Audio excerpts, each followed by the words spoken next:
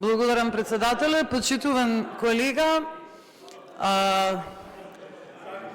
Сали Мурати, јас не знам зошто вие и вашата пратеничка група имате проблем кога ние сакаме да спроведеме нешто согласно закон.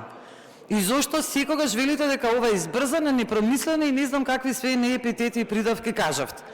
Личноста за која што станува збор, која што мора да се разреши, ако сакаме да ја оправиме државата и образованието, е личност која што и покрај тоа што беше директор за Агенција за квалитет на високо образование, не беше избран во високо образовно звање, немаше наставно научно звање, имаше исклучително сомнително образование.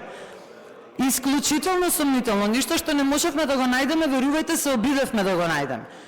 Не ве разбирам како можете да браните личност која што воопшто не спроведе ништо од програмата за унапредување на квалитетот на високото образование, личност која што не ажурираше ниту еднаш податоци на веб страната на истава институција, личност која што наместо да го унапреди, го уназади квалитетот на високото образование, па ние отпаднавме и комплетно не нема ни на Шангајска, на ниту една листа.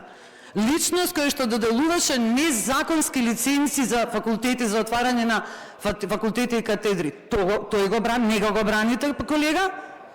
Вие зборите за правичност, вие зборите за правда, која правда? За човек кој што не исполнувал услови, кој што нема соодветно образование? Па се сраме, колегите ваши кога го биравме. Односно, вие си го избравте, ние гласавме против. Немојте да се јавувате на говори на вакви личности. Ве молам. Ние треба да работиме за доброто на образованието, а не за лошото на образованието.